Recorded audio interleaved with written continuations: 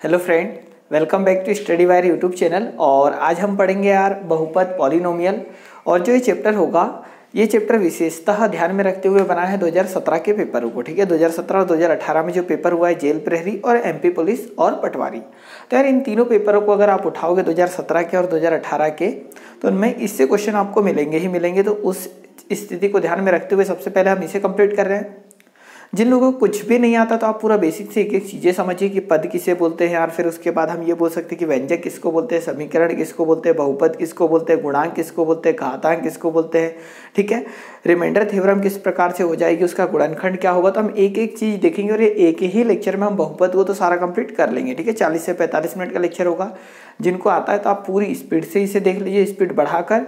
और जिन्हें नहीं आता है तो आप मेरे साथ बने रहिए, आपको पूरी चीज़ें आने लगेगी। और इसका अगला लेक्चर जो आएगा वो क्वाड्रेटिक इक्वेशन से आएगा। ठीक है, जो कि इसी का अगला पार्ट होगा, परंतु ये बहुपद के नाम से जाएगा, वो क्वाड्रेटिक इक्वेशन के नाम से जाएगा। क्योंकि क्वाड्रेटिक इक्वेशन में हम पढ़ते हैं उसके मूल पढ़ लेते हैं, मतलब अल्फा बीटा की वैल्यू। ठीक है, अल्फा बीटा का योग इनटू और काफ़ी कुछ चीज़ें उसमें हम देखते हैं। तो आइए यार हम स्टार्ट करते हैं बहुपद। तो बहुपद में मैं छोटी छोटी चीज़ें पहले आपको बता देता हूँ। तो सबसे पहले हम यहाँ पर पढ़ते हैं। ठीक है, तो जब हम बहुपद पढ़ना स्टार्ट कर रहे हैं तो सबसे पहले हम यहाँ इसमें पढ़ेंगे यार चर और अचर। बहुत छोटी छोटी चीज़ें हैं, जिनको आती है तो अच्छी बात है, जिनको नहीं आता तो आप जरूर देखें। चर हम इसको बोलते हैं वेरिएबल। ठीक है, और ये होते क्या है तो आप इतना जानते हैं कि गणित में जब हम अल्फाबेटिकल यूज करते हैं उसे ही कहा जाता है चर, या उसे ही कहा जाता है वेरिएबल। जैसे एक्स, वाई, एल, एम, ए, बी, कुछ इस प्रकार से हम जो भी यूज करते हैं उन्हें ही सबको कहा जाता है क्या, वेरिएबल। वहीं पर अगर हम बात करें कि अचर किसको बोलते हैं यार, तो अचर की अगर हम बात करें तो यह जाएगा कांस्टेंट। ठीक है, कांस्टेंट। और कांस्टेंट वैल्यू मतलब न्यूमेरिकल वैल्यू जो भी होती है, जैसे कि 1, 2, 3 ये आदि। तो हम ये बोल सकते हैं कि आप यहाँ से चर समझ गए होंगे, अचर समझ गए होंगे। एक चीज और याद रखिएगा कि जो अचर है, ठीक है, कांस्टेंट, ये वैल्यू आपकी निश्चित रहेगी, कभी भी चेंज नहीं होगी, जबकि ये वैल्यू चेंज हो सकती है। जैसे हम इन दोनों को, ये वैल्यू चेंज हो सकती है, मतलब चर की वैल्यू चेंज हो सकती है पर अचर की वैल्यू चेंज नहीं हो सकती। क्यों नहीं हो सकती वो देख लो। अगर मैं लिख दूं यार x plus A equal to 10 लिख दिया मैंने।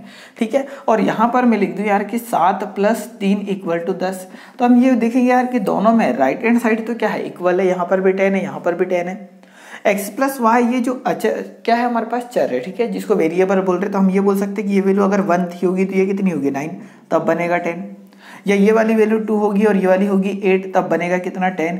ये वाली होगी कितनी, 4, और ये वाली हो जाएगी 6, तब बनेगा कितना, 10। तो हम यहाँ देख रहे हैं यार एक्स की वैल्यू क्या हो रही है, रेगुलर चेंज हो रही है। इसका मतलब कि जो वेरिएबल होता है उसकी वैल्यू चेंजेबल होती है, और जो कांस्टेंट होता है उसकी वैल्यू चेंजेबल नहीं होती है, एक परफेक्ट वैल्यू होती है। ठीक है, दोनों चीजें आप समझ पाए, मतलब ये इसकी वैल्यू परिवर्तनीय होती है, इसकी वैल्यू परिवर्तनीय नहीं होती है। तो हमने अभी यहाँ देखा चर और अचर। ठीक है, अगला हम देखते हैं यार कि पद किसे कहते हैं। ठीक है, इसे मिटा दूं, मैं बहुत सिंपल सी लैंग्वेज में हम इसे पढ़ रहे हैं कि ज़्यादा दिक्कत ना हो और एक साथ भी सारी चीज़ें ना हो, सब सेपरेट सेपरेट हो, तो आप चीज़ें समझ पाओगे।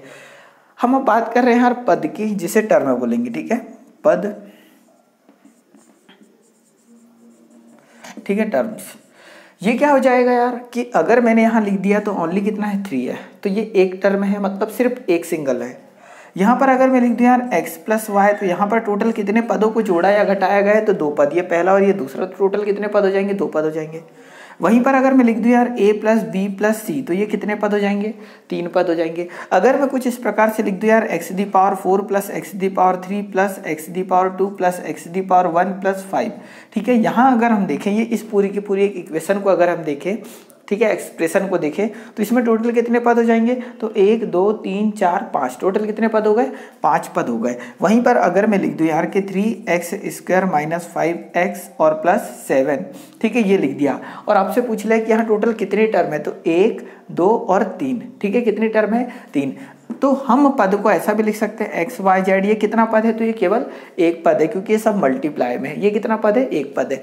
वहीं पर अगर मैं लिख देता A X plus B Y plus C Z, तो यहाँ टोटल कितने पद हो जाते हैं यार, तो ये पहला, दूसरा और तीसरा कितने पद हो गए, 3 पद हो गए। तो मैं ये मान सकता हूँ कि इतने एग्जाम्पल से आप टर्म या पद किसे बोलते हैं वो चीज़ समझ गए होंगे। ठीक है, तो हम यहाँ 3 चीज़ें पढ़ चुके हैं, चर, अचर और पद। ठीक है, वेरिएबल, कांस्टेंट और ये हो जाएगा टर्म, ठीक है। इसके बाद हम आते हैं यार व्यंजक किसे कहा जाता है, ठीक है। एक्सप्रेशन की बात कर लेते हैं और उसके बाद हम पढ़ेंगे बहुपद को। तो यार हम ज़्यादा समय ना लेते हुए हर चीज़ को थोड़ा कम शब्दों में समझ लें, ठीक है। तो हमने यहाँ पढ़ चुके हैं क्या, वेरिएबल, तो मैं यहाँ लिख देता हूँ यार वेरिएबल, कांस्टेंट,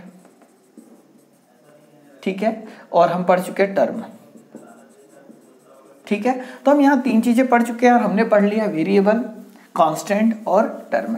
अब हम पढ़ लेते हैं यहाँ पर एक्सप्रेशन, जिसको हम कहेंगे व्यंजक, ठीक है। व्यंजक हम इसे बोलेंगे एक्सप्रेशन, ठीक है। अब यार देखो एक्सप्रेशन हम किसे कहते हैं, चीजें समझना कि अगर मैं यहां लिख दूं कि 2x² + 3x + 5, ठीक है, ये एक एक्सप्रेशन है। मतलब यहां अलग अलग पद जब जुड़े तो जो बनने वाला होता है वो क्या कहलाता है, एक्सप्रेशन कहलाता है या व्यंजक कहलाता है, क्योंकि यहाँ पर 3 अलग अलग प्रकार के क्या हुए, पद जुड़े हैं। ये चीज समझ पा रहे हैं। एक और एग्जांपल अगर मैं लूँ तो यहाँ अगर मैंने मान लो 3 लिख दिया अकेला, तो ये भी अपने आप में एक्सप्रेशन है, क्योंकि एक पद तो है ना, तो जितने भी अगर पद है तो एक्सप्रेशन है। जैसे कि अगर मैं लिख दूँ यार यहाँ x + 5, तो ये भी एक्सप्रेशन है, ठीक है। ये चीज समझ पा रहे, ये भी एक्सप्रेशन है, ये व्यंजक है। यहाँ पर अगर मैं लिख दूँ यार कि x² + 5x + 6, तो क्या ये एक्सप्रेशन है, तो बिल्कुल है, क्योंकि यहाँ पर कितने पद जुड़े हैं, 3 पद जुड़े, ये एक्सप्रेशन है, ये भी एक्सप्रेशन है यहाँ पर, ठीक है। वहीं पर अगर मैं बात कर लूँ यार कि x⁻1 1.5 + x⁻1.7 + x⁻, यहाँ √x लगा देते हैं। देखोगे तो ये x अलग है, ये x अलग है, ये x अलग है, ठीक है। तीनों अलग अलग, मतलब x तो एक ही है, परंतु यहाँ पावर 1.5 है, यहाँ 1.7 है, यहाँ √ है। तो क्या ये एक्सप्रेशन है, तो बिल्कुल ये भी एक्सप्रेशन होगी, ठीक है। यहाँ अगर मैं लिख दूँ यार कि 3x √ और +y, क्या ये एक्सप्रेशन होगी, एक मिनट, y, तो क्या ये एक्सप्रेशन होगी, तो बिल्कुल एक्सप्रेशन होगी। तो हम ये बोल सकते हैं कि आप व्यंजक तो समझ ही गए होंगे, हम व्यंजक किसको बोलेंगे, जब पद जुड़ते हैं तो क्या बन जाता है, व्यंजक बन जाता है, ठीक है। यहाँ पर हम देखते हैं कि जो व्यंजक है ये 3 प्रकार के होते हैं। स्पेशली हम 3 प्रकार के पढ़ते हैं और भी प्रकार के पढ़ते हैं। तो 3 प्रकार के व्यंजक हम किसे बोल सकते हैं, वो चीज़ देखो। तो यहाँ जितनी चीज़ें हमने देखी, अब इसके बाद हम ये देखते हैं कि व्यंजक को हमने 3 अलग अलग भागों में बांट दिया है, वो किस प्रकार से। तो अगर मैं व्यंजक की बात करूँ तो व्यंजक को हम लिखते हैं एक पदीय, एक पद, ठीक है, एक पद, द्विपद और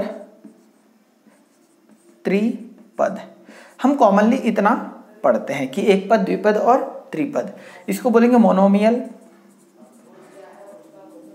ठीक है। ये हो जाएगा बाइनोमियल, ठीक है, और ये हो जाएगा ट्राइनोमियल।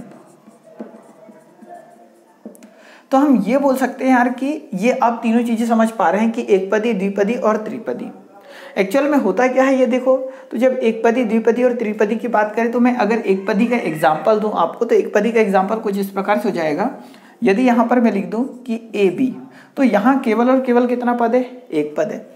यदि मैं लिख दूं यार 5x, तो ये कितना पद है, एक पद है। अगर मैं यहाँ लिख दूं 3, तो ये कितना पद है, एक पद है। तो हम ये बोल सकते हैं कि अगर मैंने यहाँ लिख दिया 3xyz, ये कितना पद है, केवल और केवल एक पद है। तो हम इन्हें ही क्या कहते हैं, एक पदीय वेरिएबल, सॉरी एक पदीय व्यंजक, ठीक है। हम ये बोल सकते हैं मोनोमियल होगा। तो ये क्या हो जाएंगे, व्यंजक तो होंगे, पर कौन से, एक पद है तो एक पदीय व्यंजक। बात आती है द्विपदी की, तो हम द्विपदी को क्या लिख सकते हैं, तो x + 5 कितने पद हो गए, यहाँ पर 2 पद हो गए। अगर मैं लिख दूं यार x² + y², यहाँ कितने पद है, तो 2 पद, तो ये हो जाएगा द्विपदी व्यंजक। वहीं पर अगर मैं लिख दूं यार कि x y z + c, ठीक है, x y z + c, तो ये कितने पदीय व्यंजक हो गया, तो द्विपदी व्यंजक हो गया, ये पहला पद और ये दूसरा पद। तो आप यहाँ मोनोमियल और बाइनोमियल दोनों चीजें समझ पा रहे होंगे। अब हम बात कर रहे हैं ट्राइनोमियल की, त्रिपदी की। तो त्रिपदी में अब ये चीज तो आप खुद ही समझने लगे होंगे कि यहाँ कितने पद आने वाले हैं, 3 पद आने वाले हैं। जैसे जाएगा x + y + z, यहाँ टोटल कितने पद हो गए, 3 पद। तो हम इसको बोल सकते हैं ट्राइनोमियल है, ठीक है, त्रिपदीय व्यंजक है।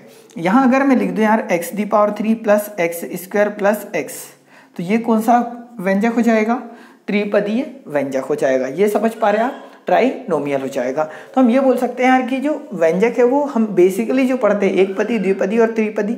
अगर मैं आपको 4 पदी बोल दूं तो आप समझ जाओगे कि पद कितने हो जाएंगे, 4 पद हो जाएंगे। ठीक है, तो हम ये बोल सकते हैं कि यहाँ से आप एक्सप्रेशन समझ पाए हैं। तो हम पढ़ चुके हैं वेरिएबल, कांस्टेंट, टर्म और एक्सप्रेशन। ठीक है, एक्सप्रेशन। ठीक है, तो हम यहाँ 4 चीजें पढ़ चुके हैं यार, वेरिएबल, कांस्टेंट, टर्म और एक्सप्रेशन। ये चीजें आप समझ पा रहे हैं। अब आगे चलते हैं, हम चलते हैं बहुपद में। अभी हमने यहाँ एक्सप्रेशन देखा है, तो एक्सप्रेशन जितनी चीजें मैंने बताई उन चीजों पे आपने नोटिस किया होगा। अब हम यहाँ बहुपद की पहले बात कर लेते हैं कि बहुपद एक्चुअल में क्या है। ठीक है, और बहुपद हम किसे कहेंगे। यार थोड़ा सा मैनेज करना, पड़ोस में बच्ची रहती है, ठीक है, छोटी 1-1.5 साल की, खेलते रहती है। वो इस टाइम जब हम वीडियो शूट करते हैं तो थोड़ी उसकी आवाज़ आई जाती है यार। अब हम पढ़ रहे हैं यार बहुपद को। ठीक है, बहुपद या पॉलिनोमियल। तो बहुपद एक्चुअल में बोलेंगे किसको, तो यार जो एक्सप्रेशन था ना, व्यंजक था, हम उसी को बहुपद बोलते हैं। परंतु थोड़ा सा अंतर है कि हमने अभी पढ़ा व्यंजक और हम बात कर रहे हैं बहुपद की।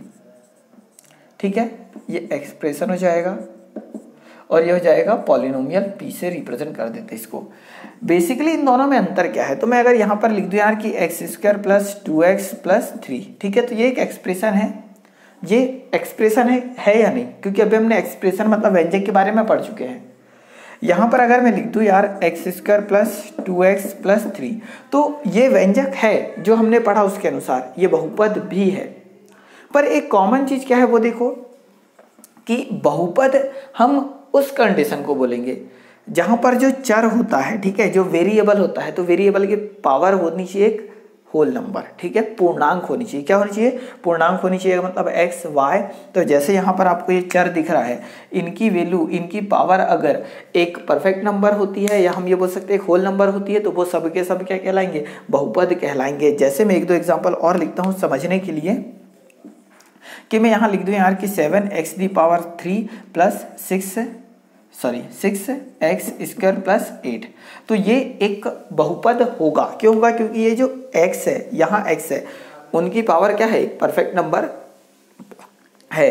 परंतु अगर मैं लिख दूं यार 3x⁵ + x और +3, तो क्या ये बहुपद है, तो ये बहुपद नहीं है। क्यों नहीं है, क्योंकि यहाँ x⁵ क्या है, पाई है। और मैं ये बोल रहा हूं कि जब भी कोई भिन्न आए, ठीक है, एक भिन्न आ जाए, दशमलव आ जाए, ठीक है, या फिर करणी आ जाए, ठीक है, करणी, भिन्न फ्रैक्शन हो या फिर डेसिमल हो या फिर अंडर रूट हो, अगर इन तीनों में से कुछ भी पावर अगर बनती है तो वो बहुपद नहीं होता है। जैसे कि मैं अगर आपसे बोल दूं यार एक एग्जांपल कि 3x + 5, क्या ये बहुपद है, तो ये बहुपद नहीं है। तो मैंने ये बोला कि जो चर है उसकी पावर एक पूर्णांक होनी चाहिए, मतलब एक गिनती होनी चाहिए। पर यहाँ क्या है, 1/2, करनी हटाओगे तो हम इसको लिख क्या सकते हैं, तो 3x पूरी दी पावर 1/2 और +5, क्योंकि हमने ये पिछले लेक्चर घातांक करनी में पढ़ रखा है। तो हम ये बोल सकते हैं क्या ये बहुपद है, नहीं। परंतु मैं आपसे बोलूं क्या ये व्यंजक है, तो अब भी हमने देखा था ये व्यंजक है। क्या ये व्यंजक है, तो ये बिल्कुल व्यंजक होगा, ये व्यंजक होगा, एक्सप्रेशन होगी, परंतु ये बहुपद नहीं होगा। तो बहुपद और व्यंजक में सिर्फ इतना अंतर है कि व्यंजक हर एक पद अगर जोड़ दिए जाए, कोई भी पद, तो व्यंजक बन जाता है। परंतु बहुपद हम उन कंडीशनों को बोलते हैं जहां पर वेरिएबल की जो पावर है वो एक परफेक्ट नंबर होती है, होल नंबर होती है, हम उसे क्या कहेंगे, बहुपद कहेंगे। तो ये चीजें समझ पा रहे होंगे। यहाँ पर एक छोटा सा क्वेश्चन बनता है कि प्रत्येक बहुपद तो व्यंजक कहलाता है, मतलब ये बहुपद है, ये बहुपद है और ये दोनों बहुपद है, ये दोनों बहुपद व्यंजक कहलाएंगे, परंतु क्या ये बहुपद है, नहीं, ये व्यंजक है। तो देखो प्रत्येक बहुपद व्यंजक कहलाता है, परंतु प्रत्येक व्यंजक, ये व्यंजक है, ये बहुपद नहीं कहलाता। तो ये लाइन स्पेशली लिख लेना कि प्रत्येक बहुपद व्यंजक होते हैं, परंतु प्रत्येक व्यंजक बहुपद नहीं होते। ठीक है, अब देखते हैं हम पॉलिनोमियल के टाइप। ठीक है, अब जिस प्रकार से यहाँ एक्सप्रेशन के टाइप थे, ठीक है, हमने पढ़ा मोनोमियल, बाइनोमियल और ट्राइनोमियल, उसी प्रकार से हम ये बोल सकते हैं कि पॉलिनोमियल के अपने आप में टाइप होते हैं। ठीक है, तो पॉलिनोमियल के हम टाइप देखते हैं, तो पॉलिनोमियल सबसे प्रकार से हो जाता है एक, 3 प्रकार के हो जाएंगे यार ये। ठीक है, कितने प्रकार के, 3 प्रकार के हो जाएंगे। तो सबसे पहले जाएगा एक पदीय, ठीक है, एक पदीय बहुपद, इसको हम बोल देते हैं लीनियर इक्वेशन, लीनियर पॉलिनोमियल। अगला आ जाता है यार यहाँ पर एक पदी द्विपदीय बहुपद, इसको हम बोल देते हैं क्वाड्रेटिक पॉलिनोमियल,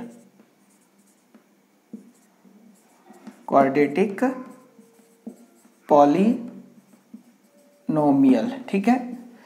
और एक अगला आ जाता है थर्ड त्रिपदीय बहुपद, ठीक है, त्रिपदीय बहुपद, और इसको हम बोलते हैं ट्राइनोमियल पॉलिनोमियल। सॉरी, ये क्वाड्रेटिक हो जाएगा तो क्यूबिक आ जाएगा, ठीक है, क्यूबिक पॉलिनोमियल, ठीक है। तो देखो यार यहाँ पर ये एक्चुअल में है क्या वो चीज देखो, एक पदीय बहुपद, द्विपदी बहुपद, त्रिपदी बहुपद, या लीनियर पॉलिनोमियल, क्वाड्रेटिक पॉलिनोमियल, या फिर क्यूबिक पॉलिनोमियल। इसकी मैथमेटिकली एक्सप्रेशन हम देख लेते हैं सबसे पहले कि इसकी मैथमेटिकली एक्सप्रेशन क्या होती है। तो यार जो एक पदी बहुपद होता है ये होता है ax प्लस बी, ठीक है, ये इसकी मैथमेटिकल इक्वेशन होती है। अगर मैं इसके एक मिनट से अब सॉल्व कर देते हैं यार, है ना। और एग्जाम्पल की अगर मैं बात कर लूँ कि एक पदी बहुपद क्या होता है ax प्लस बी, इसकी मैथमेटिकली एक्सप्रेशन होती है। इसको हम इस प्रकार से लिख सकते हैं 3x प्लस 5। तो अब ये क्या हो जाएगा, लीनियर इक्वेशन हो जाएगी, एक पदी बहुपद हो जाएगा। एक मिनट, सॉरी यहाँ गलत लिख दिया है, ये आ जाएगा यार, थोड़ा सुधार लेना है ना, एक पदी बहुपद ना होकर इसको हम बोलते हैं रेखिक बहुपद, रेखिक बहुपद। यहाँ पर आ जाएगा ये द्विघाती, ठीक है, ये जाएगा द्विघात बहुपद, और यह जाएगा त्रिघाती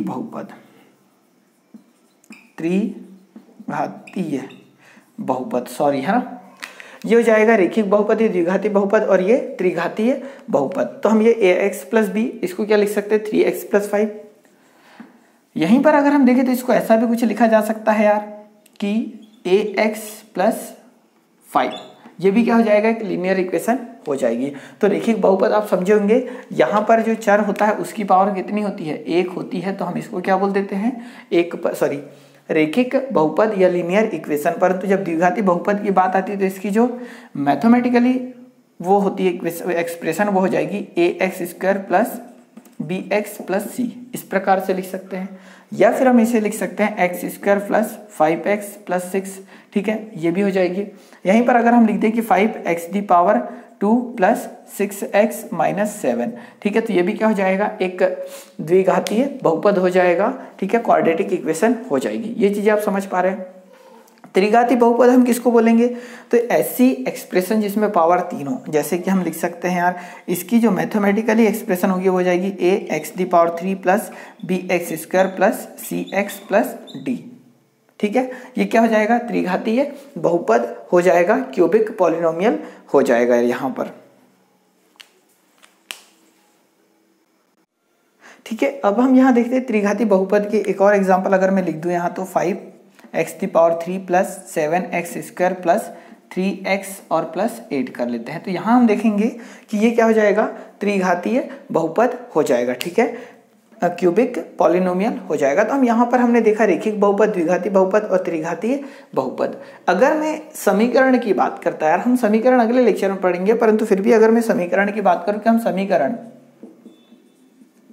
ठीक है, हम ये बोल सकते हैं कि समीकरण किसे कहेंगे, तो जब बहुपद का इक्वल 0 लग जाता है, बहुपद के इक्वल क्या लगा देते हैं, 0 लगा देते हैं, तो इस कंडीशन को हम क्या बोलते हैं, ये भी समीकरण, ये सब क्या है, समीकरण। मतलब जब बहुपद इक्वल क्या लग जाए, 0, तो वो किस में कन्वर्ट हो जाता है, समीकरण में कन्वर्ट हो जाता है, ठीक है।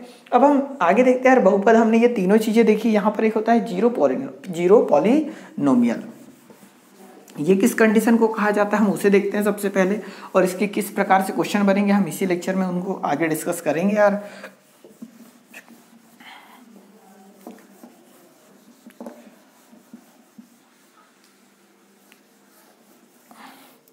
अब देखो जीरो पॉलिनोमियल,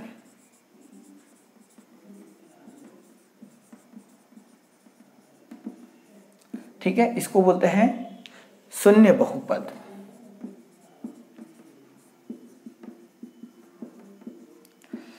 शून्य बहुपद क्या होता है? तो मैं अगर यहां लिख दूं यार कि हमने ax प्लस बी पढ़ा तो x दी पावर 1 थी, तो हमने इसको लीनियर इक्वेशन बोला, एक घातीय बहुपद linear equation. ax square plus bx plus c था, तो यहाँ घात 2 थी, तो हमने इसको बोला क्वाड्रेटिक इक्वेशन। तो मैं यहाँ अगर 3 लिख दूं तो ये कहलाता है जीरो बहुपद, शून्य बहुपद या जीरो पॉलिनोमियल। क्यों? क्योंकि ये 3 है, इस 3 में अगर आप देखोगे तो ये 3 ना होते हुए भी और कुछ है, देखो 3 इंटू एक्स दी पावर क्या है 0।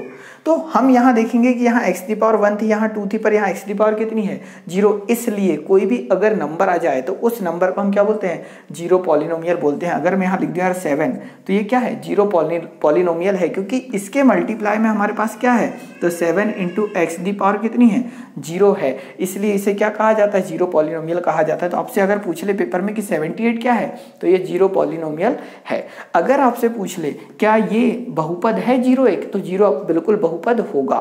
ठीक है, चीजें समझ पा रहे हैं। और ये जीरो खुद एक जीरो पॉलिनोमियल है, शून्य बहुपद है। क्यों है?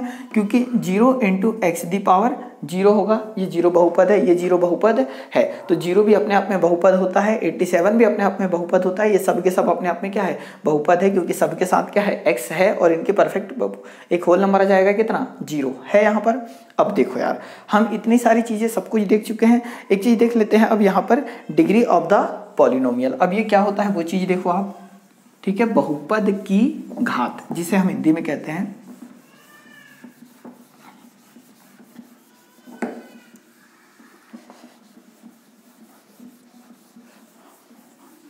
बहुपद की घात। एक मिनट, सबसे पहले हम देख लेते हैं डिग्री। तो डिग्री किसे कहते हैं? हम यहां ये बोल सकते हैं कि अगर एक इक्वेशन लिख दूं मैं 7x the power 8 plus 3x cube plus 5 और 3x, ठीक है, मैं अगर आपसे पूछूं क्या ये बहुपद है, तो डायरेक्टली चर चर चर ये दिए हैं, वेरिएबल, वेरिएबल की पावर जो है क्या एक पूर्णांक है, तो बिल्कुल है, इसका मतलब ये बहुपद है। और ये अगर बहुपद है तो डिग्री की अगर हम बात करें तो मैं सिर्फ और सिर्फ इस वाले पार्ट में अगर बात करूं यार, ये वाले पार्ट में, तो डिग्री का मतलब हो जाएगा वेरिएबल की पावर मैक्सिमम कितनी है 8। तो हम ये बोल सकते हैं कि इस वाले पद की, ये वाले टर्म की डिग्री कितनी होगी 8 होगी। इस वाले पद की डिग्री कितनी होगी 3 होगी। इस वाले पद की डिग्री कितनी होगी तो 0 होगी, क्योंकि इसको हम लिख सकते हैं क्या 5 इंटू एक्स दी पावर कितना 0। तो इस वाले पद की डिग्री कितनी होगी तो 0, इस वाले पद की डिग्री कितनी होगी तो 1। तो मैं ये मान सकता हूँ कि डिग्री का मतलब आप समझ गए होंगे पावर, ठीक है, ओनली वेरिएबल की पावर। पर अब मैं यहाँ मैंने एक दूसरा शब्द बोला था कि डिग्री ऑफ द पॉलिनोमियल, ठीक है, तो मैंने अगला शब्द आपको बोल रखा है कि डिग्री ऑफ द पॉलिनोमियल ये क्या हो जाएगा, डिग्री ऑफ द पॉलिनोमियल, ठीक है। तो डिग्री ऑफ द पॉलिनोमियल या हम ये बोल सकते हैं कि बहुपद की घात, बहुपद की घात, इसे हम क्या बोलेंगे, अब देखो किस चीज को बहुपद की घात बोला जाता है, तो हम ये बोल सकते हैं कि किसी बहुपद की जो लार्जेस्ट पावर होगी उसे हम कहते हैं बहुपद की घात। जैसे कि अगर मैंने एक बहुपद लिख देता यहाँ में कि 3x the power 7 minus 5x the power 3 minus 3, ये एक बहुपद है, तो बिल्कुल ये एक बहुपद होगा। तो अगर आपसे बोल देते कि डिग्री ऑफ द पॉलिनोमियल क्या है या बहुपद की घात क्या है, ये अगर एक बहुपद है तो इसकी घात क्या है, तो बहुपद की घात हमेशा लार्जेस्ट पावर होती है। तो इसकी सबसे लार्जेस्ट पावर कितनी है हमारे पास 7, तो हम ये बोल सकते हैं कि ये पूरी एक्सप्रेशन की घात क्या होगी, ये पूरे के पूरे बहुपद की घात क्या होगी, तो कितनी होगी 7 होगी। अगर मैं यहाँ सिर्फ और सिर्फ इतना लिख देता x दी पावर 100 प्लस 3 लिख देता और आपसे बोल देता कि ये क्या बहुपद है, तो ये बिल्कुल बहुपद होगा। और ये बहुपद है तो इस बहुपद की घात कितनी है, तो बहुपद की पावर कितनी दे रखी है 100, तो हम ये बोल सकते हैं कि इस बहुपद की घात कितनी होगी 100 होगी। तो क्या आप ये चीज़ समझ पाए? ठीक है, ये छोटी छोटी चीज़ें ही आपको पेपर में देखने को मिलेगी। तो हम यहाँ तक सीख पाए। अब देखो शून्यांक होता है यार, एक क्या होता है शून्यांक। शून्यांक से पहले मैं एक गुणांक की बात कर लेता हूं, कॉफिशिएंट जिसे बोलेंगे, ठीक है। क्या गुणांक, कि गुणांक किसे कहा जाता है, तो हम बात कर रहे हैं गुणांक की, गुणांक या कॉफिशिएंट, ठीक है। हो सकता है थोड़ी बहुत में स्पेलिंग देख लीजिएगा। गुणांक या कोफिशिएंट बोलते किसे, वो चीज़ों को देख लो। मैंने यहाँ लिख दिया 5x⁻7 minus 3x⁻5 minus 2x⁻4 और प्लस 7। क्या ये बहुपद है, तो बिल्कुल ये बहुपद होगा। यहाँ पर ये क्वेश्चन पूछे जाते हैं यार पेपर में कि x⁻7 का गुणांक क्या है, x⁻7 का गुणांक क्या है। तो यार x⁻7 का गुणांक क्या होगा, जो x की घात 7 के साथ क्या है गुणे में है, और गुणे में क्या है 5। तो मैं ये बोल सकता हूँ कि x⁻7 का गुणांक कितना होगा, तो 5 होगा। इसी इक्वेशन में आपसे अगर इसी पॉलिनोमियल में आपसे अगर पूछ लेते कि यार x⁻4 का गुणांक क्या होगा, तो x⁻4 का गुणांक क्या होगा, तो x⁻4 के साथ मल्टीपल में क्या है, तो कितना है 2 है।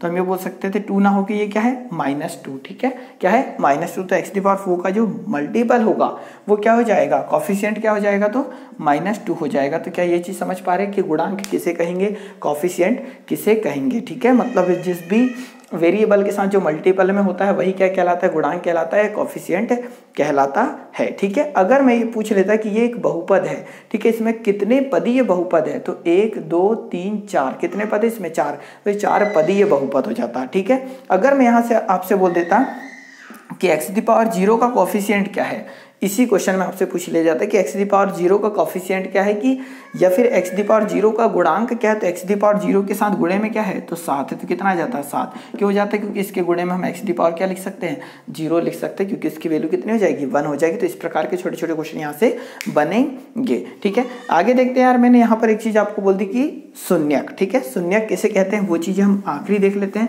फिर उसके बाद हम यहाँ देख लेंगे कि रिमाइंडर थ्योरम और गुणनखंड, ये दोनों चीज़ों से क्वेश्चन हमारे पेपर में बने हुए हैं। और जो छोटी छोटी चीज़ें मैंने आपको बताई है कि अगर ये सारी चीज़ें आप याद रखते हैं तो इनसे क्वेश्चन भी मैक्सिमम आपको देखने को मिलेंगे। हम यहाँ बात कर रहे हैं गुणांक की, ठीक है, गुणांक शून्यक, शून्यक किसे बोलेंगे, इन चीज़ों को देख लो। तो मैं ये बोल सकता हूँ कि यार अगर मेरे पास दे रखा है कि x+3 दे रखा है, ठीक है, और शून्यक हम उस वैल्यू को बोलते हैं कि अगर मेरे पास यहाँ x+3 दे रखा है तो x का ऐसा मान जो इस बहुपद को 0 बना दे। तो हम क्या करते हैं, मैंने क्या बोला कि मेरे पास दे रखा है x+3, तो x की ऐसी वैल्यू जो कि इस पूरे बहुपद को क्या बना दे, 0 बना दे, वो क्या कहलाएगा, शून्यक कहलाएगा। तो इस कंडीशन में हम करते क्या है, इस वाली वैल्यू के इक्वल क्या लिख देते हैं 0, और यहाँ से जो x का माना जाता है कितना -3, तो इस x की जगह अगर -3 लिखेंगे और प्लस का 3 तो ये बन कितना जाएगा 0। तो हम ये बोल सकते हैं कि इस वाले जो ये बहुपद था इसका शून्यांक क्या होगा, तो इसका शून्यांक क्या होगा -3 होगा। क्या चीज़ समझ पा रहे। एक क्वेश्चन और अगर मैं यहाँ से लूँ, मैं आपको बोल दूँ यार कि 2x+3 का शून्यांक क्या होगा, ठीक है। 2x+3 का शून्यांक क्या होगा, ये थ्योरी में क्वेश्चन आया है। तो हम करते क्या, जो इक्वेशन हमें दे रखी होती है, जैसे हमें दिया है क्या 2x+3, इसको 0 के इक्वल रखो, तो यहाँ से x की वैल्यू हो जाएगी -3/2, -3 कितना जाएगा 2। तो मैं ये बोल सकता हूँ कि इस x की जगह हमने जब -3/2 लिखेंगे तो ये क्या बन जाएगा 0 बन जाएगा। चाहो तो देख लो 2 × -3/2 और प्लस का 3 आ जाएगा, 2 से 2 कैंसिल, तो -3 और +3, ये फाइनली कितना बन गया 0। तो जब कोई बहुपद में चर का ऐसा मान जो कि उस पूरे बहुपद को शून्य बना दे, उसे हम क्या कहते हैं, शून्यक कहते हैं, ठीक है। जब किसी चर का वह मान जो कि पूरे बहुपद को शून्य बना दे, वो क्या कहलाता है, शून्यक कहलाता है। चाहो तो आप इसे लिख सकते हैं। अब हम आते हैं शेषफल प्रमेय की ओर, ठीक है। तो बहुपद में शेषफल किस प्रकार से निकाला जाता है, पेपर में क्वेश्चन किस प्रकार से आते हैं, हम उन चीज़ों को देखते हैं, और उसके बाद हम देख लेंगे गुणनखंड को, ठीक है। बाकी यहाँ से इतना ही पूछा जाता है, फिर उसके बाद आगे की जो चीज़ें होती है वो क्वाड्रेटिक इक्वेशन की होती है, तो उसके लिए हम अलग से लेक्चर आएंगे, तो वहाँ क्वाड्रेटिक इक्वेशन में देखेंगे। तो तो मैं यार क्यों ना शेषफल प्रमेय डायरेक्ट क्वेश्चन के माध्यम से बताऊं आपको, ज़्यादा बेटर रहेगा। अब ये देखो यार कि अब हम पढ़ रहे हैं बहुपद में शेषफल प्रमेय, ठीक है, शेषफल प्रमेय, इसको बोलेंगे हम रिमाइंडर थ्योरम, ठीक है, शेषफल, या फिर हम डायरेक्ट बात कर लेते हैं रिमाइंडर, ठीक है, रिमाइंडर। अब देखो कि अब पेपर में डायरेक्ट जो क्वेश्चन आते हैं मैं वहां से लेके चलता हूं आपको कि 3x⁴ माइनस 4x⁴ और माइनस 3x माइनस 1 को x माइनस 1 से भाग देने पर प्राप्त शेष क्या होगा। ठीक है, ये क्वेश्चन दे रखा है कि इक्वेशन क्या है हमारे पास, 3x² minus 4x⁴ minus 3x minus 1 को x माइनस 1 से भाग देने पर शेषफल क्या प्राप्त होगा। ठीक है, तो इस गिवन एक्सप्रेशन को यदि आप इस चीज से डिवाइड करते हैं तो क्या रिमाइंडर होगा वो आपको निकालना है। तो जब भी इस प्रकार के क्वेश्चन आते हैं यार बहुत ही सिंपल होता है। हम करते क्या है वो चीज़ें देखो कि जिससे हमें भाग देना होता है, तो हमें यहाँ भाग देना है किससे, डिवाइड करना है x माइनस 1 से, तो जिससे भाग देना होता है उसे हम लिखते हैं किसके इक्वल, 0 के इक्वल। मैक्सिमम क्वेश्चन यहाँ से मिलेंगे ही मिलेंगे, तो यहाँ से डायरेक्टली x की वैल्यू हो जाएगी कितनी, 1। तो हमने क्या करा कि जिससे भाग देना था उसको 0 के इक्वल लिखा, तो वहाँ से x की वैल्यू आई कितनी, 1, और जो x की वैल्यू आई उसे इस एक्सप्रेशन जिसको भाग देना था वहाँ पर रख दो। तो यहाँ पर आ जाएगा 3 इंटू x की वैल्यू कितनी है 1, तो यहाँ लिखोगे 1⁴ माइनस 4 इंटू, यहाँ पर आ जाएगा 1⁵ माइनस 3 इंटू x की पावर 1 और माइनस 1 आ जाएगा।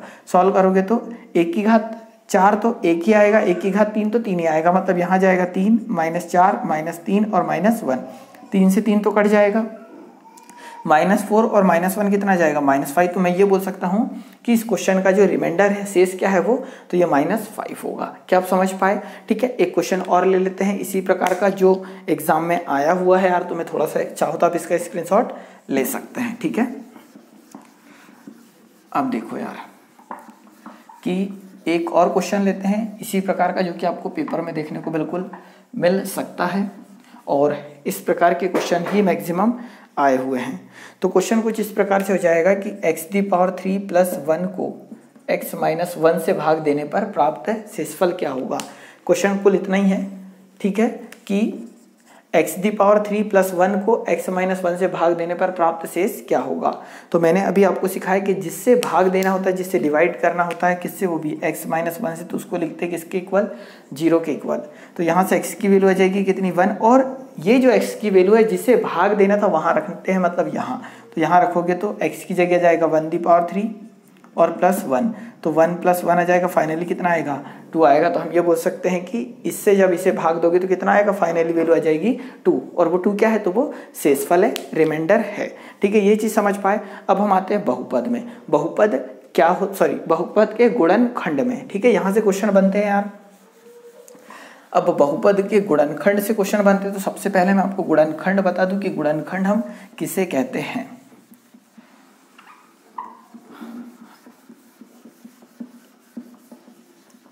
तो देखो यार कि अगर मैंने यहां लिख दिया px = x² + 5x + 6। ठीक है, जब यार आप इतना पढ़ रहे हैं तो थोड़ी सी चीज़ मैं ऐसा मान सकता हूँ कि आपको आती होगी, तो जब आप इसे सॉल्व करेंगे तो ये कुछ इस प्रकार से हो जाएगा, x + 3 और x + 2, ये आप सॉल्व कर सकते हैं। तो मैं ये बोल सकता हूँ कि इस वाले एक्सप्रेशन का एक ये और ये यहाँ तक हमने तोड़ा, इस वाले पार्ट को भी 0 के इक्वल लिख देते हैं, x + 3 = 0, इस वाले पार्ट को भी 0 के इक्वल लिख देते हैं, तो x + 2। ठीक है, 1 मिनट में पहले यहीं से समझा दूँ आपको। इस वाले बहुपद को जब हमने सॉल्व करा तो हम फाइनली यहाँ तक पहुँचे, एक ये पार्ट है, ये एक पार्ट है, तो हम ये बोल सकते हैं कि ये दोनों पार्ट इसके क्या है, गुणनखंड है। ठीक है, गुणनखंड मीन्स थोड़ा सा अगर जो लोग कुछ भी नहीं समझते तो यहाँ समझो कि 3x लिखा है, या फिर मैंने एक अलग से चैप्टर पढ़ा रखा है आपको गुणनखंड का, उसे आप देख लीजिए, आपको ये चीज़ें और बेटर हो जाएगी। 5x दे रखा है और आपसे मैं बोलूँ कि इसके गुणनखंड क्या होंगे, तो इसके गुणनखंड क्या है, 5 और x है। क्या है, 5 और x, मतलब ऐसी संख्याएं जिससे इसको डिवाइड किया जा सकता है, तो 5 और x दोनों से कर सकते हैं, इसलिए इसके गुणनखंड होंगे 5 और x। उसी प्रकार ये आपको एक बहुपद दे रखा है, इसे सॉल्व करेंगे तो यहाँ आ जाएंगे, मतलब हमने इसको तोड़ा तो एक ये पार्ट बना, एक ये पार्ट बना, तो ये दोनों पार्ट इसके क्या कहलाएंगे, गुणनखंड। गुणनखंड है या नहीं उसे चेक करने के लिए क्या करते हैं, तो जो हमारे गुणनखंड बन के आए जैसे x+3 और x+2, इनको क्या करते हैं, 0 के इक्वल लिखते हैं। तो मैंने इसे 0 के इक्वल लिखा, तो यहाँ से x का मान आ जाएगा कितना, -3। और अब x की जो वैल्यू आई है -3, यदि ये वैल्यू मैं इसी बहुपद में रख दूं तो वो वैल्यू किसके इक्वल होनी चाहिए, 0 के इक्वल होनी चाहिए, मतलब ये कितना बन जाना चाहिए, 0 बन जाना चाहिए। अगर ये वैल्यू x का मान यहाँ रखने पर ये 0 के इक्वल बन जाता है, तब ही ये वाली वैल्यू इसका क्या होगी, बहुपद होगी। ठीक है, ये पूरा का पूरा x+3 गुणनखंड होगा इस बहुपद का, कब, जब इसकी जो वैल्यू आई है वो इस बहुपद में रखने पर इसको क्या बना दे, 0 बना दे। तो x का मान -3 है, तो यहाँ लिखेंगे -3 का square plus 5 into -3 plus 6, solve करेंगे तो 3 का वर्ग 9, -5 दिया 15 और प्लस का 6, सॉल्व करेंगे तो कितना आ रहा है, 0 आ रहा है। तो मैं ये बोल सकता हूँ कि ये जो पूरी वैल्यू है x+3, ये गुणनखंड है किसका, x² प्लस 5x प्लस 6 का। तो मैंने जो शब्द बोले इन्हें याद रखो और देखो अगला क्वेश्चन पेपर में किस प्रकार से आते हैं यहाँ से। ठीक है, अब ये देखो यार, और ये हमारा इस लेक्चर का आखिरी टॉपिक होगा और बहुपद का भी अगला जो लेक्चर होगा वो इसी के आगे होगा, पर उसका नाम होगा क्वाड्रेटिक इक्वेशन। हम यहाँ द्विघाती बहुपद को पढ़ रहे होंगे। ठीक है, तो यार देखो पेपर में यहाँ से क्वेश्चन किस प्रकार से बनते हैं, तो हम 1-2 क्वेश्चन ले लेते हैं। ठीक है, कम से कम 2। तो पहला क्वेश्चन कुछ इस प्रकार से हो जाएगा यार कि x-1 4x³ प्लस 3x का वर्ग माइनस 4x प्लस k का एक गुणनखंड है, तो k का मान ज्ञात करो। अब ये देखो यहां हमें क्या दे रखा है कि x-1 इस पूरे बहुपद का एक गुणनखंड है, तो k का मान ज्ञात करना है, इस k का मान ज्ञात करना है। तो मैंने ये बोला था कि जो गुणनखंड होता है उसको हम 0 के इक्वल लिखते हैं, तो वहां से x का मान आ जाएगा कितना, 1। और यहाँ से जो x का मान आता है, अगर ये मान मैंने इसमें रखा तो ये किसके इक्वल हो जाएगा, 0 के इक्वल, क्योंकि ये पूरा क्या बन जाता है, 0 बन जाता है। और ये 0 बन जाता है तब ही ये गुणनखंड कहलाएगा। और यहाँ क्वेश्चन में दिया है कि ये गुणनखंड है, इसका मतलब ये वाली वैल्यू जब यहाँ रखेंगे तो किसके इक्वल बन जाएगा, 0 के इक्वल। तो मैं ये बोल सकता हूँ कि 4x³ plus 3x² minus 4x plus k ये किसके इक्वल है, 0 के इक्वल है, क्योंकि ये वाली वैल्यू हम क्या यहाँ रखने वाले हैं, यहाँ रखने वाले हैं। तो ये क्या हो जाएगा, 4x की वैल्यू 1³ प्लस 3x x की जगह कितना आ जाएगा, 1, क्योंकि x की वैल्यू कितनी आई है, 1। तो यहाँ 1² minus 4 into 1 plus k equal 0। ये कितना बनेगा, 4, ये बनेगा कितना, 3, और ये बन जाएगा कितना, -4 प्लस k इक्वल 0। 4 से 4 कैंसिल, तो k की वैल्यू आ जाएगी कितनी, -3। तो यहाँ से k का मान पूछा था, k का मान कितना आ जाएगा, -3 आ जाएगा। ठीक है, आप हो सके तो ये चीज़ें समझ पा रहे होंगे। एक क्वेश्चन और देख लेते हैं इसका। ठीक है, ज़्यादा बेटर होगा। और यार इस प्रकार के क्वेश्चन खूब पूछे गए हैं 2017 और 18 में जो पेपर हुए हैं, वो रेलवे के हो या फिर व्यापम के पेपर हो वहाँ पर। और मुझे ऐसा लगता है कि जेल प्रहरी में इस पार्ट से रिलेटेड क्वेश्चन बिल्कुल आने की संभावना है, क्योंकि यहाँ पर उतनी कलाकारी नहीं होती यार, बहुत कम शब्दों में आप बड़े बड़े क्वेश्चन सॉल्व कर सकते हैं। अगला क्वेश्चन देखो यार, क्वेश्चन कुछ इस प्रकार से है कि x-1 x³ minus 23x² plus 142x plus k का मान का एक गुणनखंड है। ठीक है, का एक गुणनखंड है, तो k का मान ज्ञात करो। ठीक है, ऐसा कुछ क्वेश्चन हो जाएगा कि x माइनस 1 इस पूरे बहुपद का एक गुणनखंड है तो k का मान ज्ञात करो। इस पूरे बहुपद का अगर ये गुणनखंड है मतलब ये हो जाएगा किसके बराबर से, 0 के बराबर से, तो x का मान आ जाएगा 1। अगर ये गुणनखंड था तो ये वाली वैल्यू यहाँ रखेंगे तो किसके इक्वल हो जाएगा, 0 के इक्वल। तो फाइनली डायरेक्ट लिख दो ये किसके इक्वल है, 0। और यहाँ x का मान 1 लिखेंगे तो यहाँ बनेगा 1 की घात 3 माइनस 23 कितना हो जाएगा, x का मान 1 का वर्ग प्लस 142 x का मान 1 और प्लस k इक्वल टू किसके होगा, 0k। यहाँ हो जाएगा 1 माइनस 23 प्लस 142 और प्लस k इक्वल 0। ये जोड़ेंगे तो कितना हो जाएगा, 143 माइनस 23 तो हो जाएगा 120 प्लस k इक्वल 0। तो k की वैल्यू हो जाएगी कितनी, -120। तो ये हो जाएगा हमारा क्या आंसर। तो ये सारा हमने देखा यार। एक छोटा सा क्वेश्चन मैं आपको दे देता हूँ जिसे आपको सॉल्व करके कमेंट्स बॉक्स में कमेंट करके बताना है कि आपको ये बन पा रहा है या नहीं। ठीक है, बाकी इस लेक्चर में तो इतना ही रहेगा। सिर्फ ये आखिरी क्वेश्चन देख लो, आपको जो सॉल्व करना है अभी ट्राई करके देख लीजिएगा, ज़्यादा बेटर रहेगा। क्वेश्चन कुछ इस प्रकार से हो जाएगा कि x माइनस 1 के एक्स का square minus 3x plus k का एक गुणनखंड है तो k का मान ज्ञात कीजिए। ठीक है, तो यार इस क्वेश्चन का आंसर आप कमेंट्स बॉक्स में कमेंट कर देना। तो इस लेक्चर में तो इतना ही। वीडियो अच्छा लगा हो तो इसे लाइक कर दो, शेयर कर दो। ठीक है, और अगर कुछ भी प्रॉब्लम हो तो आप कमेंट्स बॉक्स में कमेंट कर देना। कुछ आप इंप्रूव चाहते हो या फिर और नंबर ऑफ क्वेश्चन बढ़ाना चाहते हो। ठीक है, बाकी हम अगले लेक्चर में मिलेंगे। और फर्स्ट टाइम चैनल पे आए हैं तो चैनल सब्सक्राइब भी कर दीजिए। ठीक है, जय हिंद, जय भारत।